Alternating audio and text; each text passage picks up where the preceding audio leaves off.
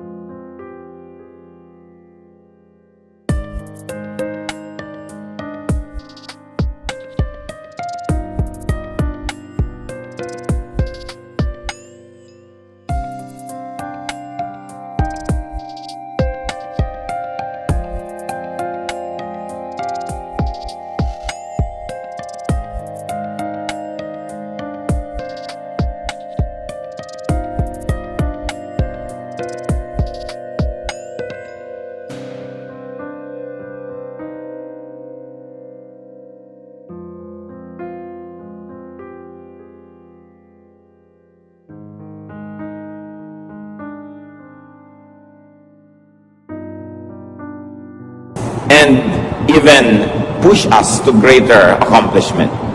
Psalm 119, 105, your word is a lamp to my feet, a light on my path. Siyempre, ang image rin ito ay isang taong naglalakad sa dilim ng gabi na maaari siyang makatapak ng ahas, maaari siyang matalisod, maaaring mahulog.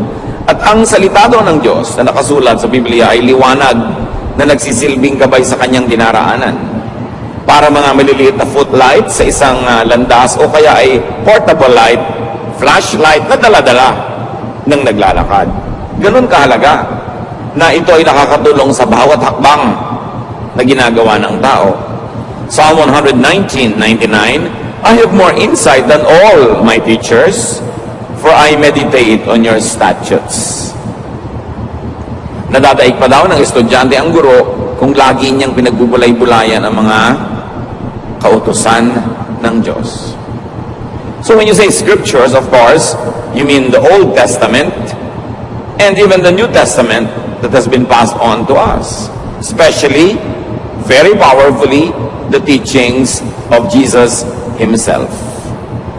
Matthew 13:54, coming to His hometown, He, meaning Jesus, began teaching the people in their synagogue. And they were amazed. Where did this man get this wisdom? They asked. So nakakita sila, nakarinig sa Panginoong Jesus ng mga bagong anggulo ng katuruan, mga bagong husay, bagong galing, bagong kaliwanagan na hindi nila nakita, nadinig sa mga dati na nilang mga guro. Pero ang mahalaga dito, sinasabi that Jesus was primarily a teacher. Kaya ang tawag sa kanya, Rabbi. So dapat siya ang ating number one na guro, pamantayan. Sinusukat natin yung mga nadidinig natin at nalalaman sa Old Testament, maging sa New Testament, sa pamantayan ng greatest teacher, the Lord Jesus Christ. So we get guidance from the written word. Dapat dala-dala mo ang Biblia mo, sa ulado mo, nasa computer mo, at para nananariwa sa iyong alaala ang mga principles, teachings, commands, promises, and the stories in the Bible, models of whom we should follow, models that we should not follow. At pagbuo ang ating pagkakaunawa dito, malaki na ang pagkakataon na tama ang magiging desisyon natin. Alam natin kung sinong hindi dapat tularan, sinong dapat tularan. Alam natin kung ano ang mga pamantayan na ibinigay sa atin. Napakahalaga nung nakasulat. At dahil nakasulat, hindi na napapalitan, kaya hindi pa bago-bago. Pwedeng asahan. Bukod dyan, you get guidance from the spiritual scriptures. Bansag ko lang yon na spiritual scripture. Ibig sabihin yung salita ng Diyos, utos ng Diyos na hindi nakasulat. Like revelation by the Spirit. Guidance, ideas in the realm of thought. Pwede ka magbukas ng pahina ng Biblia para humanap ng guidance. At pwede din ipikit mo ang iyong mata, patahimikin mo ang iyong puso, magbulay-bulay ka, at marinig mo yung munting tinig ng Diyos na kumakausap sa iyong espiritu. Acts 8:29, the Spirit told Philip, go to the chariot and stay near it. In other words, hindi naman si Philip ang nag-isip na pupunta siya doon sa taong ito na nakasakay sa isang karwahe para niya turuan ang salita ng Diyos. Ang Espiritu ng Diyos ang nag-udyok sa kanya. Kung paano niya ito nadinig? Sound waves ba to? Thought waves ba? Hindi sinabi sa atin. Pero, nakuha niya yung mensahe at sinunod niya. So, these so-called spiritual scriptures are not written, but they could be given in conscious thought. Paggising ka, mulat o nag-iisip, they come in inspiration, realization, enlightenment, kaliwanagan. Ibang iniisip-isip mo, binubulay-bulay, tapos biglang nalaman mo. Biglang nagagap mo, kuha mo yung ideya, kaiisip mo. Conscious. Acts 13:4, the two of them, sent on their way by the Holy Spirit, went down to Seleucia and sailed from there to Cyprus. So maaaring gusto mong pumunta doon pero nakasara ang pinto. Gusto mong gawin yun pero hindi pwede. Napag-isip-isip mo, ayaw ipagawa sa akin ng Diyos. So sa pag-iisip, sa pagbubulay-bulay, sa pananalangin, nahahayag sa iyo ang kalooban na hindi naman nakasulat sa Biblia. Kasi alam nga namang lahat ng gagawin mo, hanapan mo ng nakasulat. Ano kayang iluluto kong putahe ngayon? Anong kulay ang isusuot kong damit bukas? Sinong pakakasalan ko? Bibili ba ako ng bahay o hindi? Anong negosyo ang maganda? Wala ka naman makikitang exact verse na para sa'yo. Pwedeng may mga verses sa written scripture na general na pwede mong paghanguan ng specific application sa buhay mo. Pero you are already taking the license to apply it to your life. Ngayon, meron namang mga revelation na dumarating sa iyo sa pamamagitan ng paghahayag ng Espiritu. Habang gising ka, at pwede rin kung tulog, because a spiritual guidance could be given in a dream. Merong napapanaginipan nila ang sagot sa kanilang tanong. Pero siyempre, maingat tayo dahil hindi mo naman alam kung aling panaginip ang dahil lang kulang ka sa paligo. Alin ang dahil mang marami kang inaalala tuloy hanggang sa pagtulog mo, sumisiksik sa utak mo at sa panaginip, at alin ang galing sa tinig ng Diyos. Pero, yes, napakaraming instances na ginamit ng Diyos ang panaginip sa pagbibigay ng guidance sa mga tao. Acts 11:12, the Spirit told me, Peter speaking, to have no hesitation about going with them. At sa panaginip niya nakuha yung sagot. Kasama siyempre sa spiritual scriptures ang discernment, pakiramdam, yung wala kang basihan na conscious, na intellectual reason, pero nararamdaman mo. So may pakiramdam, kaya dapat ang tao marunong makiramdam. How else do you make decisions? Get guidance from what we call the practical scriptures. Meaning, practice, action, what happens, yung mga nagaganap. Tuwing aalis ka, lagi nalang umuulan, parang ayaw kang paalisin, makakaramdam ka. Yung meron kang gustong gawin, parang may humahadlang sa'yo, kailangan lamang maisip mo, sino bang humahadlang sa akin? Ang Diyos ba o si Satanas? Yung gusto mo magturo ng Bible, laging sumasakit ang ulo mo, pero sa ibang araw, hindi sumasakit ang ulo mo. So, baka si Satanas yan, kasi ayaw ka niya maging teacher. O baka may life habit ka na tuwing oras ng pagbabible study, doon ka talaga sumasakit ang ulo dahil may iniinom ka palang gamot o meron ka palang kulang sa tulog the day before. You've got to look at all those. Yung practical reasons, spiritual reasons, and scriptural reasons, titimplahin mo ngayon para makagawa ka ng desisyon. But when we say practical scriptures, we mean supernatural direction or intervention. Yung malinaw na yung nagaganap sa paligid mo, in practice, in action, ayun ang kalooban ng Diyos para sa iyo. 1 Kings 17, 2-4. Then the word of the Lord came to Elijah. Leave here, turn eastward, and hide in the Kerith ravine, east of the Jordan. You will drink from the brook, and I have directed the ravens to supply you with food there. So, paano naman nabinig ni Elijah yung boses? Hindi sinabi sa atin kung voice waves o thought waves. Pero ang mahalaga, mayroong supernatural intervention. Tagtuyot, pero doon ay bukal na may lumalabas sa tubig. So, malalaman nyo, dito ako gustong patirahin ng Diyos ngayon kasi may tubig. Tapos, wala naman pagkain doon, nasa gitna ng kawalan. Pero may mga uwak, mga ibong mandaragit, magnanakaw ng mga pagkain ng may pagkain, hindi ang dagit-dagit nila. Pero ito mga ito ang nagsusupply kay Elijah ng pagkain. Dumadating sila, may dadala pagkain. Can you imagine itong ibon, hindi niya kinakain yung pagkain. Nandun na sa kanyang tuka.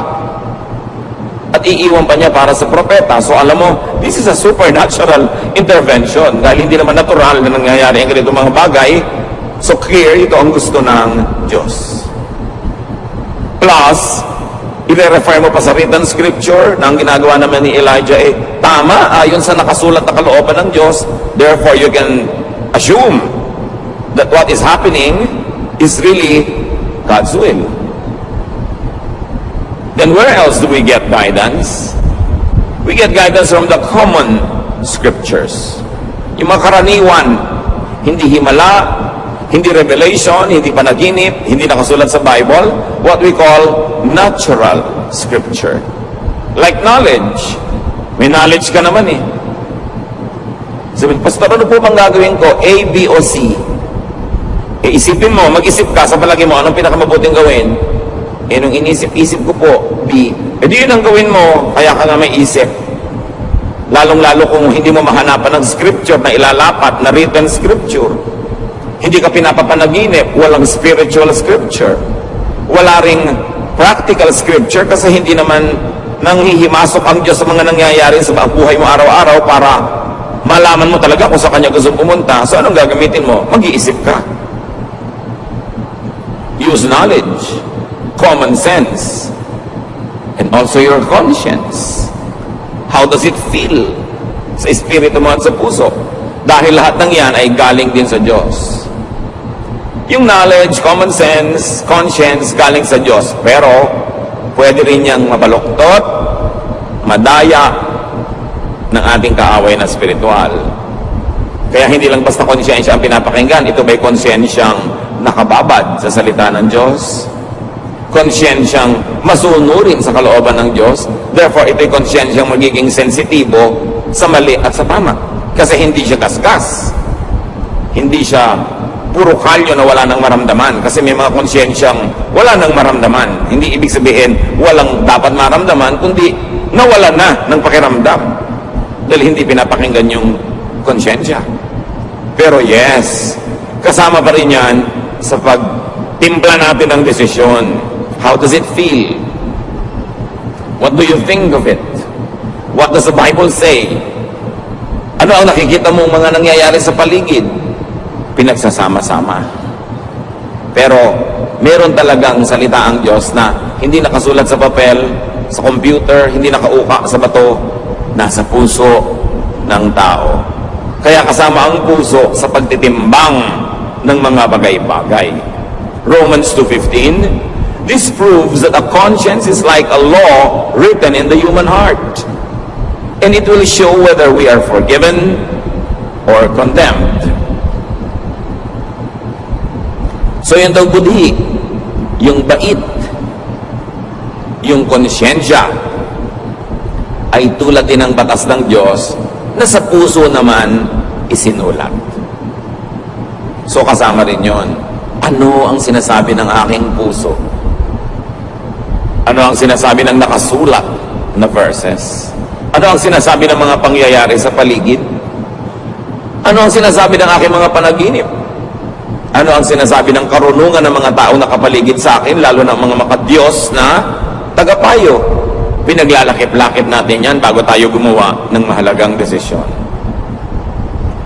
Get guidance from common sense, from knowledge, from experience. Dahil yan ay pagpapala din sa atin ng Diyos. Halimbawa, ang mga Hudyo, ang mga unang naging Kristiyano, hindi naging malinaw sa kanila agad-agad kung ang mga kaugalian nila at katuruan ng pagka-Hudyo ay itutuloy pa nila ngayong sila'y Kristiyano na. Pero may mga ibang uri pa ng tao na naging Kristiyano, mga Hentil, Gentiles, non-Jews. In other words, yung cultural baggage ng mga Jew, hindi cultural baggage ng mga Gentile. Halimbawa, Jewish men, Jewish boys always had to be circumcised. Gentile boys were not required. Jewish people were required to eat this and not to eat these types of food. The Gentile people were required by other dietary traditions. May ibang kaugalian at may ibang mga kinasanayan ng mga Jews at Gentiles. Ito ngayon, paano na naging Christian na ang mga Gentile? Automatically, yung mga Jews na naging Christian, itinutuloy pa nila yung traditions nila kasi Jews sila. Pero yun bang Gentile na naging Christian, pasusunod din nila sa mga batas na nakasulat sa scriptures ng mga Jew, lalo't Old Testament. Eh meron ng New, the Lord Jesus Christ. Pinagtalo-talunan yan ng mga theologians at napagkasundo nila ito. Acts 15:10. Now then, why do you try to test God? By putting on the necks of Gentiles a yoke that neither we nor our ancestors have been able to bear. So sabi nitong matalinong tao, bakit natin gagalitin ang Diyos? Susubukin ang Diyos sa pamamagitan ng paggigiit natin, pagpipilit na yung mga napakahihirap natin mga batas at tradisyon na tayo nga hindi natin masunod at hindi rin nasunod ng mga ninuno natin, e ipapamana natin at ililipat at pipilitin pang sundin ng mga Gentiles sa naging Christian. Hindi pa ba sapat na maging Christian na lang sila? Huwag na silang gawing Hudyo. At ang napagkasundoan, yes, huwag na nga. Maliban na lang sa tatlong mga bagay na ito at binanggit nila yon. Pero ang kahulugan ng napaka-importante, ginawa nilang user-friendly ang Christianity to the Gentiles. Yung mga hirap na pagsunod sa mga batas ng pagiging Hudyo, di na nila iginiit na sundin din ng mga Gentiles. In other words, sa pagtuturo nila sa mga Gentile Christians, may mga nakasulat sa written scriptures sa Old Testament na nasa tradisyon nila na hindi na nila ipinilit pa na sundin din ng mga Gentiles. So what do we see the new church in Jerusalem doing? They discarded what was outdated, irrelevant, and undoable to the Gentile. So pwede ka na maging Christian na hindi ka nagpapacircumcise. Hinayaan na nila yung mga Gentiles sa kainin yung mga dati nilang kinakain, except sabi nila, huwag kayong kakain ng mga karning, yung dugo ng dumpa. Yun isa nila mga iginiit. Tatlo lang, yung pinilit nila, yung isa huwag na mamuhay sa immoralidad, etc. Pero, kung tutusin, by very strict Jewish standards, binibreak nila ang Old Testament, di ba? Dahil hindi na nila ipinapasunod sa mga Gentile believers, pero pinagana nila ang utak nila, ang practical teaching, common sense, tinignan nila yung convenience ng mga mananampalatayang Gentile at nagpasya silang, oo nga, tayo na lang mga Jewish Christians ang magpatuloy ng Jewish traditions while we are Christians. But the Gentiles need not become Jews just so that they could be saved. So, in the manner of speaking, the apostles were discarding a lot of written scripture in favor of the unwritten one. Common sense, knowledge, conscience, and kindness to the new believer. Hindi sila pumatay, at nanggera para igiit yung written scripture na sa culture and lifestyle of the new believers, wala namang ugat, walang pinag-ugatan, hindi kakapit, at wala namang kahulugan. Yun na lang pinakakonte ang itinira nila para yung mga Kristiyanong Gentile, hindi na sila mabigatan tulad ng bigat na dinala ng Israel na sila na rin ang umaaming di naman nila na kayang dalhin. Saan pa tayo kukuha ng mga basihan ng pagde-decide? Among the common scriptures, nature. Kailangan marunong ka rin makinig sa nature dahil Diyos ang lumikha niyan. Luke 12:54, he said to the crowd, when you see a cloud rising in the west, immediately you say, it's going to rain, and it does. Yan ang sabi ng Panginoon. Pag nakakita kayo ng senyales sa himpapawirin na may ganitong uri ng ulap, alam niyo uulan, at uulan nga. So ibig sabihin, pinagbabala kayong mamangka, magbiyahe, maglakbay, huwag nyo na ituloy kasi uulan. Or ituloy nyo pero maghanda kayo na mababasa kayo sa daan. So, Pastor, ikakasal po ako, gusto ko maging June bride, gusto ko po guardian wedding, iha, tagulan. Ano ba ang trahe de boda mo? Kapote. Hindi po, yung may mahaba pa ng buntot. Kakalad ka rin may putik dahil gusto mo guardian. Ipag-pray po natin, di po ba mabait si Lord? Ikaw mag-pray mag-isa mo. Tag-ulan, hindi ko sasabihin sa Diyos na huwag niyang paulanin kasi tag-ulan eh. So kahit anong dasal ang gawin mo, ano yung faith mo at binaha yung kasal mo, huwag ka magtampo sa Diyos because you must listen to nature. God is the author of nature. Kahit ka pastor, kahit ka banal, sumakay ka sa barkong sira, lumubog, mamamatay ka. Hindi na dadaan sa kabanalan yung lulutang ka sa tubig. Dahil sabi ng gravity at ng law of buoyancy, lulubog ka. When your weight is greater than the weight of the water that your body displaces. So, lulubog ka. You've got to respect nature. Huwag mong daanin sa dasal. Huwag kang humingi ng himala. Sumunod ka na lang sa nature. Magpakasal ka ng Pebrero, bihirang umulan. At kung talagang sure ka, ayaw mong mabasa yung mga entourage mo, edi indoors, ba't makailangang garden pa? Proverbs 6:6, go to the ant, you sluggard, consider its ways, and be wise. O siya, sabi din sa Proverbs, tingnan mo yung mga langgam. Matuto ka sa kanila. Ang liit-liit ng utak niyan kasi ang liit niya. Yung utak mo ang laki. Pero dapat matuto ka. Yung mga langgam, pag tag-araw, doon sila nagtatrabaho, doon sila nangongolekta ng pagkain nila, ini-impact nila, para pag nagtag-ulan, nandun lang sila sa mga lungga, tahimik sila. So dapat din, iayos mo ang ginagawa mo ayon sa panahon, sa seasons. Hindi mo makikita sa scripture kung kailan na magandang date ng pagpapakasal, pero makikita mo sa nature kung ano yung date na bagay sa motif ng kasal mo. Luke 21:29-30, look at the fig tree and all the trees. When they sprout leaves, you see for yourselves and you know that summer is near. Kahit sa puno, makakabasa ka ng mensahe ng Diyos. Malapit na magtagulan, malapit na magtaginit. Pag wala ng dahon ng puno ng siniguelas, alam mo na kung anong panahon. Pag nagpupulahan ng mga ponsetya, alam mo mangyayari. Nandun yun. Isa pa na pwedeng pagkuhanan ng guidance, common scripture, science. The most useful and practical science, physics. Then you can also learn from chemistry, biology. Medicine comes from that, from a lot of chemistry and biology. May sakit po ang nanay ko, ipag-pray natin. Pinainom mo naman ng gamot. Hindi po, ipag-pray na lang natin. Painumin mo na ng gamot. Ipadoktor mo. May pinaghihimalaan. Paano kung hindi paghimalaan ng nanay mo? Di gamitin mo yung natural, available, scientific way para siya gumaling dahil Diyos din naman ang nagsulat ng mga laws of science. 2 Kings 20:7, merong haring mamamatay na. Then Isaiah said, prepare a poultice of figs. They did so and applied it to the boil, and the king recovered. Mamamatay na yung hari, yung pala ang gabot lang naman konting mga dinikdik na mga dahon-dahon na itinapal, gumaling.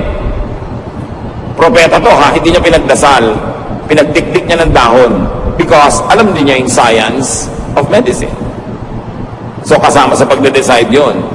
Ipapagamot po ba namin ang nanay namin o ipapapray? Eh di gawin ko pareho. Pero ipagamot mo kasi yun ang sinasabi ng pinakamababaw, pinakauna na pangangatwiran, yung natural. Why go against natural law when you can follow the natural law? Si Timothy, laging sira ang tiyan. Sinabi ba ni Paul, manalangin ka? No. 1 Timothy 5:23, stop drinking only water and use a little wine because of your stomach and your frequent illnesses. So anong payo ni Paul? Puro tubig kasi pinag-iinom-inom mo, baka may mga butete pa at mga kitikiti. Tumigil ka muna ng uminom ng tubig. Ang inumin mo muna wine kasi may alcohol yan, content, mayroong medicinal content yan, makakabuti sa'yo. So dapat marunong tayong sumunod sa science. Another common scripture that you can ask you to help make your decision is your heritage. Kaugalian, tradisyon, na maraming mga bagong born again Christians gusto agad itapon lahat ng tradisyon. Parang wala namang natututunan mula doon. Ang tagal-tagal bago nabuo ng ating mga ninuno ang kanilang mga kaugalian, trial and error through hundreds, maybe thousands of years. Surely may pakinabang ka dyan. Job 8:8-10. Ask the former generation and find out what their ancestors learned. For we were born only yesterday and know nothing, and our days on earth are but a shadow. Will they not instruct you and tell you? Will they not bring forth words from their understanding? So ano ang payo kay Job? Hindi mo naiintindihan ang nagaganap sa buhay mo? Hindi mo alam ang sagot sa mga tanong mo? Ba't di mo tanongin lang yung mga ninuno? Para malaman mo. Kung ano yung naalaman na nila nun pa at alam na nila, para huwag ka nang mapagod na mag-aral pa ngayon. Papunta ka pa lang, pabalik na sila. At yun ang halaga ng payo ng matatanda. 20 anyos ka, may kausap kang 80 anyos, imagine, 4 times sa buhay mo na yung naibuhay niya, surely may maituturo siya sa'yo. Kailangan pahalagahan mo yon. Sabi niya, pag tinanong niyo ba yung mga ninuno niyo, hindi ba sasagutin kayo? Paano ka naman po tatanungin, namatay na? Yun nga di, alalahanin mo ang kanilang mga kasabihan, ang kanilang mga kawikaan, na binuo nila dahil observant sila sa laws of God, laws of nature, the laws of conscience, the laws of society. Nakabuo sila ng mga kasabihan. Pag sinabing putik din lang at putik, tawirin at ng malapit. Ano yon? Huwag ka na magpa-arte-arte, dumiretso ka na ng madali at na matapos. Pag sinabing ang naglalakad ng matulin, kung matinik ay malalim, hindi na maintindihan ng mga tao ngayon kasi lagi silang sapatos o tsinelas. Pero nung araw, nakayapa ka mga tao, mas mabilis ka maglakad, pag nakatapa ka ng tinik, mas malalim ang baon. Kaya sabi, pag naglalakad ng marahan, kung matinik ay mababaw, ibig sabihin, kung dahan-dahan ka, hindi ka pa dalos-dalos, magkamali ka man, konti lang. Bakit nakakalimutan natin yung mga proverbs, mga kawikaan, mga salawikain? Ang tagal-tagal bago yun nabuo ng mga ninuno natin. Kaya mahalaga, may connection ka sa past. Nakikinig ka sa matatanda. Pagka ayaw ng lola mo sa nanliligaw sa'yo, 99% tama ang lola mo. Sa dami na, nang nakita niya naman nagligawan, nagpakasal, mga naniwala, na tenggoy, na 1, 2, 3, alam na niya. Kaya makikinig ka. Hindi ko mo gwapo yung naliligaw sa'yo, gustong-gusto mo na, pero yung mga matatanda sa pamilya nyo, ayaw nila. May dahilan yun. Kung di man alam ng utak nila, meron silang pakiramdam. Ayaw mo bang pakinabangan yung alam nila? Hindi mo sila papakinggan, gusto mo sarili mo lang ang sundin mo para magkamali ka. Ang dami na kasi nagkamali sa buhay ng mga ninuno natin, sila mismo nagkamali, kaya alam na nila kung ano mga landas ang dapat iiwasan. Kasama rin sa common scriptures na matatawag, history. Ang kasaysayan natin. Kaya hindi marunong mag-aaral ng history, hindi marunong magtala, hindi marunong matuto sa mga nakasulat na may tendency na ulitin nila ang pagkakamali ng mga nagkamali na. Esther 6, 1-2. That night, the king could not sleep. So he ordered the book of the Chronicles, the record of his reign, to be brought in and read to him. Hindi makatulog ang hari. Sabi niya, ipadala nga dito ang volume ganito, chapter gano'n ng history natin. At nag-review siya. Pinakinabangan niya ang hindi niya pagkatulog. At meron siya mga nadiskubre doon na mga dapat ituwid, mga dapat gawin na hindi pa nagagawa, na ituwid niya. Kasi, nire-review niya ang history. Where else do you get guidance? Aside from the written Word of God, the Word of God written in our hearts, the Word of God that is in our conscience, the Word of God that is in the counsel of wise people, get guidance from your people's scriptures. Na binabanggit na natin kanina, ang Proverbs, mga kasabihan. Sa Bible, nandiyan ang Proverbs sa mga Jews, Proverbs sa mga ninuno nila, meron din tayong Proverbs. At hindi masama, hindi labag sa kalooban ng Diyos na pakinggan din natin ang ating mga Proverbs. Masyado kasing glorified kasi nakasulat, canonized, authorized, yung Proverbs sa mga Jews dito sa Scripture. Pero meron din tayo. Pakinabangan mo rin yun.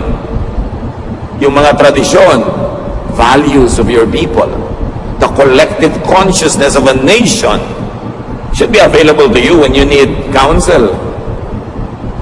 Anong ginawa ni Solomon? Dahil matalino siya, Ecclesiastes 12, 9-10, not only was the teacher wise, but he also imparted knowledge to the people. He pondered and searched out and set in order many proverbs. The teacher searched to find just the right words, and what he wrote was upright and true.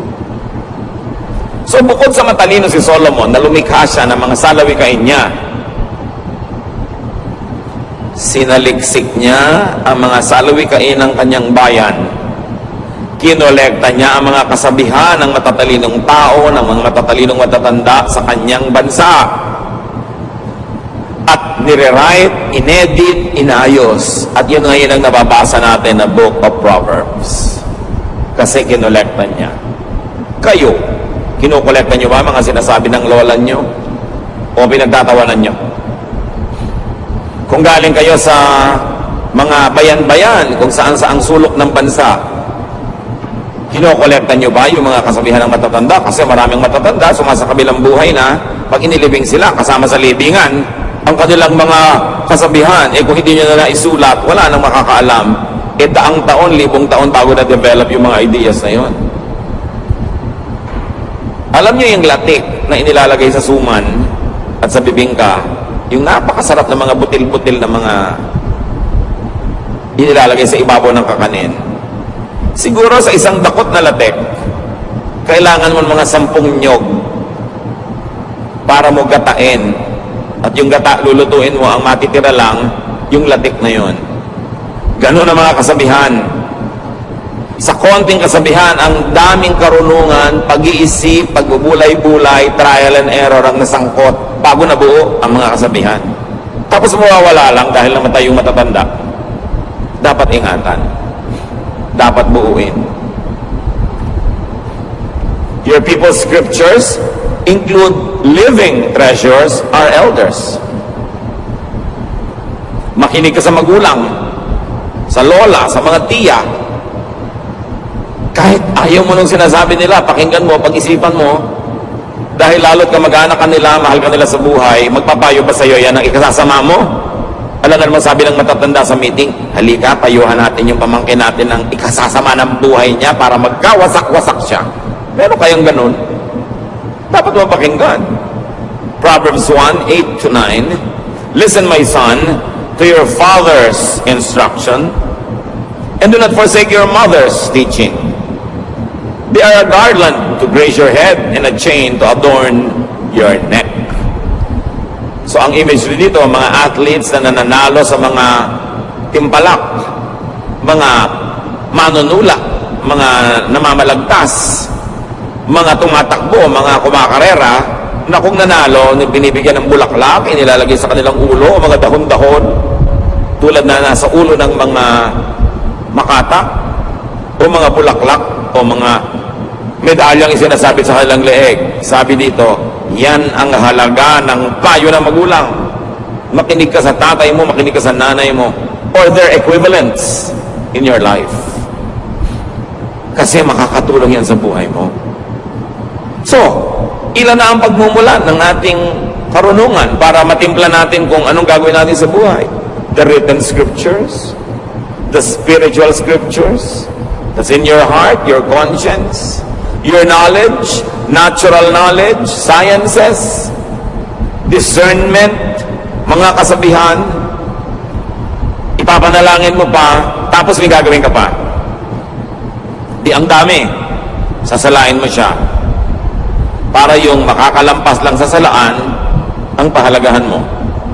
Sa dinami-rami ng written words, sa dinami-rami ng spiritual guidance, mga nangyayari sa paligid, filter everything with Solomon's teachings on meaninglessness.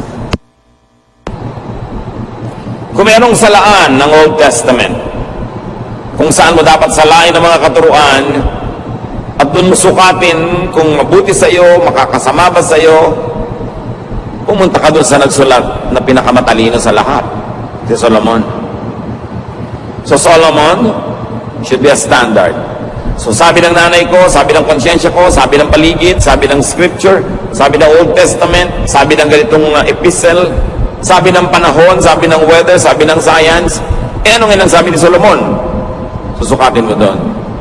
Ecclesiastes 2:16, for the wise, like the fool, will not be long remembered. The days have already come when both have been forgotten. Like the fool, the wise too must die. So nagkakamatayan din lahat ng tao, matalino't hindi. So sabi ni Solomon, anong mahalaga sa buhay? Ecclesiastes 3:12, I know that the best thing we can do is to always enjoy life. So ito sabi ng panaginip mo, ito sabi ng verse, ito sabi ng matatanda. Ngayon, ang ending is, sabi mo, nakaka-enjoy ba sa buhay itong gagawin kong desisyon? Kasi sabi ni Solomon na pinagkalooban ng Diyos ang pinakamataas na talino, dapat enjoy ka. Nagpakabayani ka, nagtanim ka, hindi ka nagtanim, nagpakatalino ka, hindi ka nagpakatalino, mamamatay di kayo lahat. Sabi ni Solomon, pare-pareho lang kayo mabubulok. Therefore, pahalagahan mo ang buhay. Dapat mahalaga bawat sandali, mahalaga bawat yugto, at dapat nag-enjoy ka sa ginagawa mo. Okay, tutulong ka kay ABC. Sino naman ang pinaka-enjoy ka? Si B. Hindi na tulungan mo kasi hindi man pwedeng tulungan lahat sabay-sabay. So kasali ka rin. Dapat meron ka enjoyment. So itatanong mo sa buhay mo, enjoyable ba? Okay, balik tayo kay June Bride. December pa lang, pinaplano niya yung June wedding. Pero tag-ulan, tag-bagyo, itatanong mo na sa sarili mo, mag-i-enjoy ba ako mula Enero hanggang Mayo na isip kung baka bumagyo sa wedding day ko? Anong obvious answer? Hindi ka mag-i-enjoy kasi mag-aalala ka. Therefore, wag na lang June, nakakuha ka ng payo, sinala mo kay Solomon. Okay, ang gwapo-gwapo nito nanliligaw sa akin, pero ubod ng tamad. Pero pag niyayakap niya ako, nakakalimutan ko na ang lahat. Pero ang point, mag-enjoy ka ba nakasama mo buong buhay ang batugan na yan? Gaano katagal mo at kadalas mo gustong mayakap ka maghapon? Kung maalinsangan, maiinis ka rin yan. Mag-enjoy ka ba? So naisip mo yun? May mga magtatanong, saang church po kaya ako mag-a-attend? Sa very conservative, sa hindi conservative, sa gitna. Saan ka mag-enjoy? Ano bang pagkatao mo? Gusto mo ba yung masayang tugtog o yung mabagal na tugtog? Gusto mo ba yung kada kibot ng buhay mo, kinokontrol ka ng leader o binibigyan ka ng laya? Alin ba? Saan ka? Saan ka mag-enjoy? Kasi pare-pareho naman Bible yung pinagbabasihan ng turo. Pare-pareho rin kaligtasan dahil sa dugo ni Jesus. Saan ka enjoy? Dapat kasama yon sa decision. At hindi lang yon, dalawa ang filter. So enjoy ka na. Kala mo pwede ka namang gumawa ng ganong desisyon, may isa pang salaan. filter everything that's left with Jesus' new commandment on love. Nakakalito, ang daming commandment. 10 commandments, 613 misvots, or additional commandments and regulations in the Old Testament. So 623 na yon. Nagdagdag pa yung mga disciples at mga apostles. May mga apostle pa na yung ayaw makinig sa kanila, gusto lang paulanan ng apoy, etc. etc. So, sisalain mo uli. John 13, 34 to 35. But I am giving you a new command. You must love each other, just as I have loved you. So, isinet aside ng Panginoong Yesus ang lahat ng commands. 10 commandments, 613 laws, and misvots. He broke the written scripture. Pero bakit pwedeng gawin ni Jesus? Kasi ang nangibabaw yung bagong scripture niya, the commandment of love. Alam niyo ba na maraming relihiyosong tao malupit sa kapwa-tao, lalo sa kapwa-believer, kasi ang pinanghahawakan lang niya, written word. Sabi ng press na ganito, batuhin ka namin. So babatuhin nila yung babaeng caught in adultery. Pero ipinabato ba ni Jesus? No. Essentially, na-break din yung law na nagsasabing batuhin ang babaeng nagko-commit ng adultery. So again, the law of Jesus prevailed over the written law. Kaya pwede ba po namin patugtugin itong lalaking ito na may hikaw? Bakit? May verse pa na nagsasabi hindi pwedeng tumugtog ang lalaking may hikaw? Pero di po ba masagwa? Tsaka sign of slavery nung araw, bla bla bla bla bla bla. Pero teka, ano sinasabi ng law of Jesus dyan? Pipigilin ba natin siya? So may pumipigil, may hindi. Depende kung anong scripture ang pinangahawakan. Maybe scripture of church tradition against the scripture that is written, wala naman talaga nakasulat tungkol sa hikaw na yun. So, nagkakaiba-iba ng pagbasa. Pwede ko po pang payagan itong babaeng makasalanan na ito na umaten sa church? Teka, hindi ba sabi ni Jesus, I came to seek and save the lost? Lost nga yan, ba't ko pagbabawalan? Di ba nakasagwa naman para tayong konsentidor, pinapa-attend natin, blah, blah, blah, blah, blah, blah. Pwede bang sumali sa Lord's Supper ang isang makasalanan? Pagka hindi mo pinasali lahat ng makasalanan, sinong matitirang kakain dyan? Mga ipis. So, iba-iba, mga kapatid, ang attitude ng mga leaders, mga pastors, sa mga churches. Kasi saan ba nakahawak? Doon lang ba sa written word? Si Jesus nga, diniscard niya yung mga written word ng Old Testament para manaig ang bagong command, the command to love. Meron din mga tradisyon sila, hindi pwedeng makihalubilo ang mga banal na tao sa mga makasalanan. Tapos ang laging kahalubilo ng Panginoon, mga makasalanan. Pero sabi ni Lord, well, I am a friend of sinners. At ang tanong ng mga religious leaders, bakit yung boss nyo, friend of sinners? Di ba dapat umiwas siya sa mga yan? Pero yun ang talagang laging kasama ng Panginoon. Maraming law sila about fasting, but the Lord hardly fasted except on one very famous occasion, yung 40 days na sinasawag. Tapos nung kinriticize siya, sabi niya, well, nandito pa ang inyong Lord, so bakit kayo magpa-fast? Mag-fast na kayo sa ibang panahon.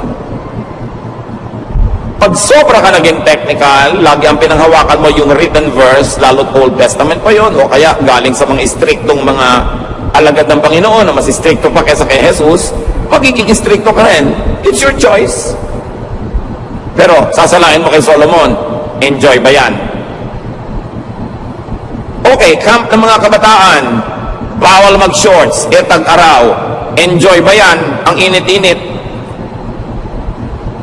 Magsuswimming ang mga young people sa beach, dapat nakapantalon, tapos papatungan mo pa ng palda, tapos saka long sleeve ka pa, at magkakapote ka pa, para walang makitang bahagi ng katawan mo. Hindi sa bahay ka nalang maligo. So ang tanong, enjoy ba yan? Loving ba yan? Saan nakahawak ang verse? May hawak ang verse yun, kaya pagpipilitan niya, pero doon ka lang ba talaga kumukuha? Samantalang si Jesus, si Solomon, nagsabi na mag-adjust kayo. Sinasabi, makinig kayo sa payo na inyong mga magulang. Lahat pa ng payo ng magulang nyo, verse. Dahil kumukuha sila doon sa unwritten verse. Common sense, experience, tradition.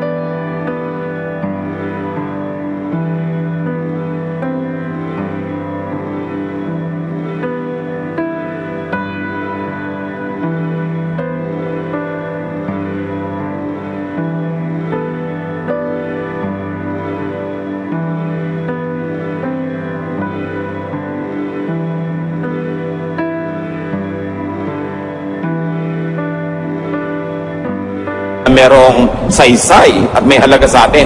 Pero kadita-detalyehan, kaliit-liitan ng sabi ni disciple na ganito, kay babaeng ganon, ikaw ba yung kausap? Kailangan ka bang sumangkot sa usapan na yon at yung buhay mo mawala ng enjoyment o mawala ng love? Kaya mahalaga sinasala kay Solomon at kay Jesus. Get what Scripture meant to and for the original recipients. Maraming utos sa Biblia, may kausap. Sabi ng Diyos kay Noah, gumawa ka ng sasakyang dagat. Siyang kausap, hindi ikaw. May sinabi si Paul sa mga babae sa Corinth, di sundin nila, sila yung kausap. Pero ikaw ba yung babaeng tinutukoy niya? Ikaw ba yung pinagbebelo? Ikaw ba yung pinapagalitan niya? Eh kung hindi naman ikaw, ba't ka sasali sa usapan? So mahalaga. Pwede mo rin naman kunin yung ano ba yung universal general teaching ng usapan nila na pwede ko i-apply sa buhay ko. But for you to apply every detail of what person A told person B in the Bible, you will end up being oppressed. Tulad din ng mga Hudyo na Kristiyano, sabi na, sige, huwag na nating pasunurin sa mga batas ng Hudyo yung mga Gentile na naging Christian. Sila mismo, yung sarili nilang batas, itinabi nila para tanggapin nila yung new reality that now the faith is no longer exclusive to Jews, but it also included Gentiles. So how do you solve that? You don't have to turn them into Jews. Laws have to be rewritten. Ganon din sa buhay natin bilang mga mananampalataya. Hindi laging dapat mong ikulong ang sarili mo doon lang